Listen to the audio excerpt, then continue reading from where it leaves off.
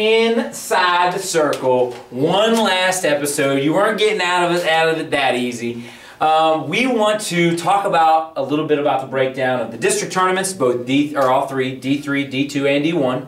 And we want to talk about a little bit about the state tournament moving forward, and talk about a little about what we have planned for the off season, as far as, you know, just being parents and husbands and, you know, stuff like that. Good neighbors. Yeah, good neighbors. Yep, just like State Farm. So, but anywho, we had district tournaments happen this past weekend. They were a great time.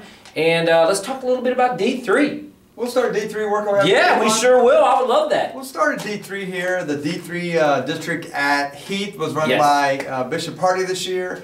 Bishop Hardy had a great team. They were the representative for D3 for the dual meet tournament. Yes. That qualified for St. John Arena. They had 4 finalists at the Heath district. They had 2 champs, 13 and 38, and they had the Croswell boys both get second at 160 and 220. And also, I believe their coach was Coach of the Year? All Metro Coach of the Year, Coach Paul Petrella. Kevin. Oh, Kevin. Sorry. Kevin Petrella. Coach of the Year, and that'll be coming out in an article sometime soon, and a big write-up in a local newspaper near you. They also had, let me ask you this. Do you know how many points they won by? I want to say it was like 27. Oh, really? 17. I thought it was closer than that. I gotta do my math real quick, but I know they scored over 100 points. 107, I thought. Yes, 107 and a half, I do believe. Okay. Anywho, great job. And the overall D3 picture from the Central District, as they went down to Heath, they brought in a couple other ones, a couple other districts down there, but they had 22 Central District schools. Out of the district. Yes, exactly. Hold on, 22 kids out of the area. All right, one more time. Here's how it went. Central District came down. They met some other people from Heath from outside the district. You know, we're touching on something here. Yeah, go ahead. This is why we only do D1. It's easier to do D1, because we know every participant. Yes. When we bring in all these different people from all over the, not all over the state, but the eastern part of the state with the Central District, we can't give a fair and adequate... Very accurate. Whatever, Yeah. I don't know. Yeah. No, you're right, and the whole point is, I don't know, and I'm probably butchering this, I couldn't tell you one wrestler from Shadyside. Right. I don't even know if they're D3, really. The reason why I say is because people ask us in person and online. Quinn, they're 1 6-pounder. Quinn asked us online in person, why don't we do D2 and D3? True. But if you're going to put a product out there, Yeah. make it a good product, and we could not possibly put the best product out there for ranking kids that we've never seen wrestle. It would be worse than our D1 product. Right, that's even possible. But anyways, we're getting way off. We're getting way off here. D3. So 22 qualifiers. 22 Central District state qualifiers. Great job, all 22 of you. There was only one weight class that is not represented by a Central District kid, and that's 132. And my guess is Sam Gross wins that. Anyway, Beechwood, he's pretty good. But the whole point is, we had 22 guys from the Central District. Great job once again. Let's move forward to D2. Finally, shall we? finally. Yes. Finally. Let's hope this goes better. D2, Claymont. I mean, what else needs to be said? What does need to be said? I don't really want to harp on Claymont because they're not a Central District school, but if you haven't seen the results, all 14 other kids placed. Three of them were alternates, the rest of them were qualifiers. They scored 279.5 points. And second, who got second? Steubenville. Yeah, it doesn't matter. I think Steubenville got second. How many points did they have? 87 points. So Claymont scored 3 times that amount. That is astonishing to me. I mean, they absolutely torched that field. Central District-wise, Licking Valley got 4th. And I think third. Third, and then Amanda Clear Creek was right behind them. Yes. Licking Valley led the way with 4 state qualifiers. Amanda Clear Creek had 3. True. Overall, as a district, the Central District sent kids out there. 26 state qualifiers from the Central District. Great job. That is a great job. It's about half the field there. I mean, you got 56, so you're 26-30. So guys like Noah J, Anna Abdul-Lil. Right. Who else? D2. Come on, think. Hannibal Tate from... Hannibal Tate. Yes, he was there. Van Meter up at heavyweight for Licking Valley. London had a couple. Utsi from Jonathan Alder. Right. I mean, I don't know all 26, but the whole point is, great job. Great job. Let's go D1. D1. We could go D1. I think you can tell by the shirts how that all worked out. Lost a bet, Coach. I did. So for next year, on Inside the Circle, I will be sporting the Marys. Actually, we should put it this way. ITC will be promoting Marysville Wrestling for 1 year. That's what you get for not calling them champs. What I would get. Mark will have the luxury of wearing the shirts that we get in, that we still have, we haven't shown, and the shirts we get in, and I will be promoting Marysville Wrestling 1 year. So going forward, I guess when we look at it, it's not surprising that Marysville won, because when I talked to a lot of insiders that, you know, D1 wrestling, a lot of people kept saying Marysville. I wasn't sold on the depth. But again, I'm not surprised that they won. The fact that they scored 147.5 points, that's big. I think that's shocking to me. I mean, they had 11 scores. Everybody did their job. Coming in, we talked about they have 4. You know, they're just, I thought they really just a 4-trick pony, and they ended up being a 4-trick pony plus everyone. The 4 kids all made the finals. Yep. They had 3 champions, but then you had the Sharp contribute at 20. I mean, they just kept Messer contributed, I thought, at 26. They had 9 scores. Cepeda, like I said, Cepeda scored. Well, we had Cepeda as we did. The linchpin to that, anything. But anyways, I think 147.5 points was astonishing, and everyone did their job, and it was a total team effort all the way around. Heck yeah. Second place was Westfield North, and when I try to look at them and why I think they didn't win it as projected, is their, their heavy hitters really kind of didn't step up to the plate. True. When you think about it. I was going to say you're justifying your picks here, but no, you're right. You mentioned their heavy hitters. I thought Durio. Well, yeah, they had 4 state qualifiers coming back. 2 of them don't get out. 1 of them doesn't win a match. The Sabato doesn't finalist. Hines doesn't win a weight where I really thought he was the best kid, and it just kind of started to come unravel There's on 4 him. points there. Yeah, it's kind of started to come. Sectional champ Grant at 20 doesn't win a match. So I think it started to come unraveled on them on Friday in the first round. They did a great job getting back into contention, only being a point down come Saturday. But again, they just kind of fell a little bit short there. Central Crossing. They really had a good tournament. Central Crossing, I think, did have a good tournament. I think they really got the most out of what they could have got. Delaware Hayes, we talked about them just having kind of got 4th. Bad pairings. I think we had them coming in 3rd. But overall, it was a great tournament of competition. And I think one thing when we talk to people when we get there on Friday and Saturday about the whiteboard prediction, I think what's being lost is we're not trying to be accurate 100% on our picks. We're trying to do 2 things. One, promote Central District Wrestling. We are. No one's listened to us. So we're trying to promote Central District Wrestling to help our district become more of a state symbol per se, or just be more recognized and known that, hey, we're here.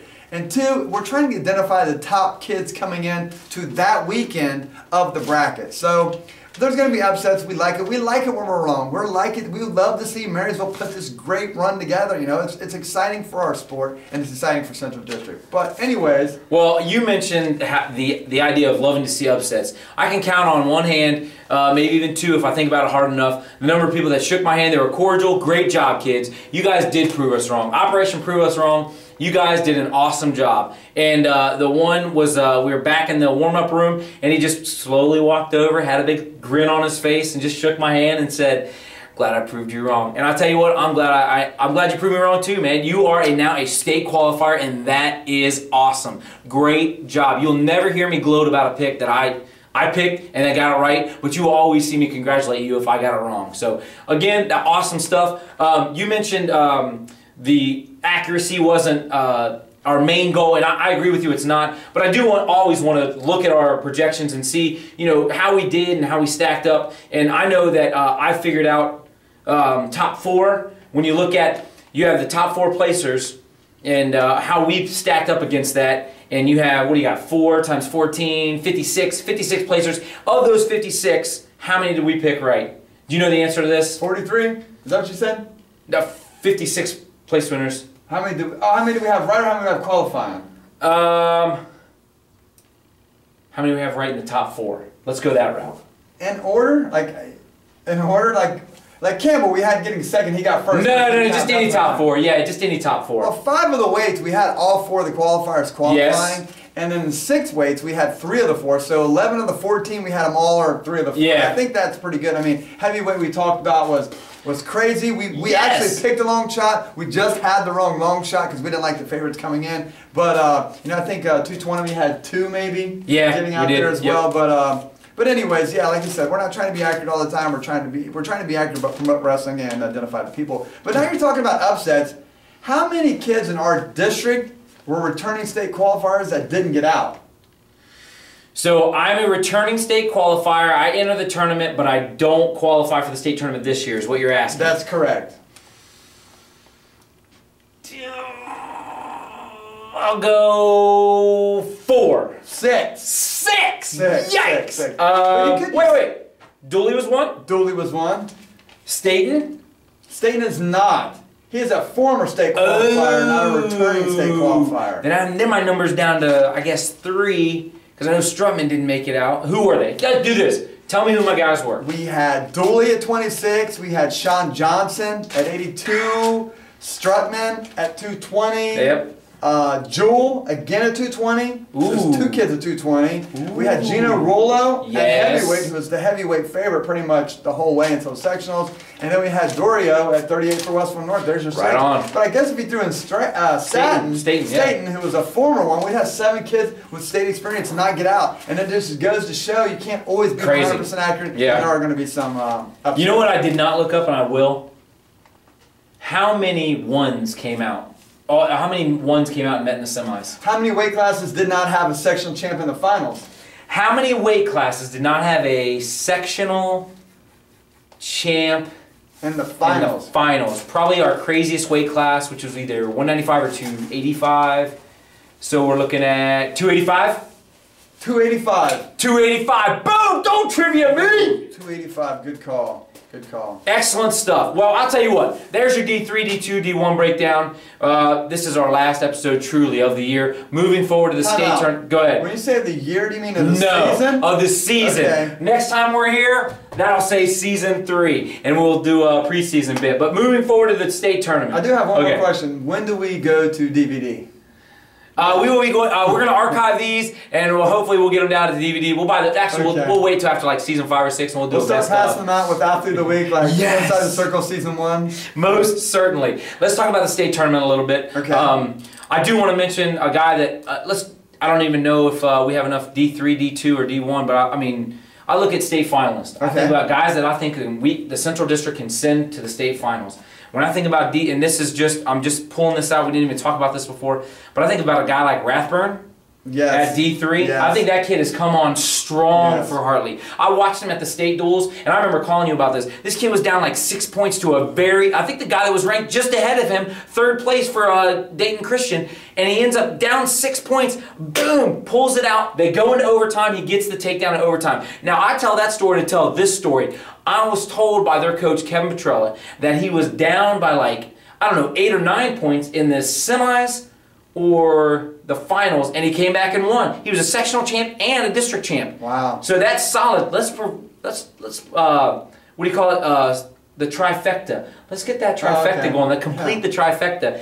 Also, he had in his sectional bracket 138 at, was it Cardington? Lincoln. Cardington, Lincoln. Don't forget Lincoln. I won't. They had 4 state qualifiers. 4 state qualifiers in his bracket, but 3 of them were up top. And 2 of them didn't get out. And 2 of them didn't even get out. And so he had to run the gauntlet just to get to the district tournament. That was at a sectional. Ironically, the kid he beats for the district finals was the kid he beat for a sectional final. In the sectional final. Boom!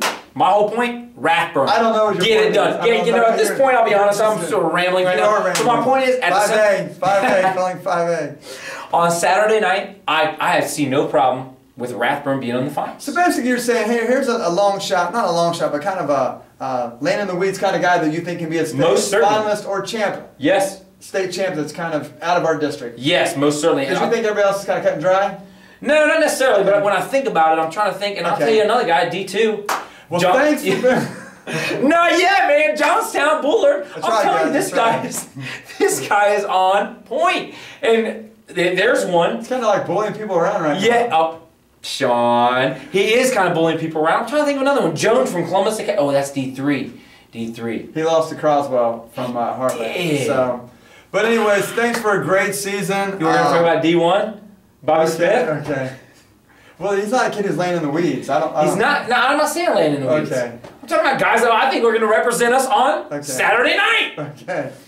Moving forward. Okay. Sean? No, we're good. Over the summer, we've got some plans. Okay. We're going to see if anything comes to fruition. Mm-hmm. We've got about 6 or 8. We're going to get through this. Come on. 6 or 8 months to get some plans. We want to do a few things. And if it comes to fruition, boy, I'll tell you what, I will be one happy individual. Sean might not love it too much, but I will be happy. And hopefully you, as a Central District fan base, and the wrestlers will be just as happy. So, for Sean, this is Mark. We are signing off. And now you are inside the circle.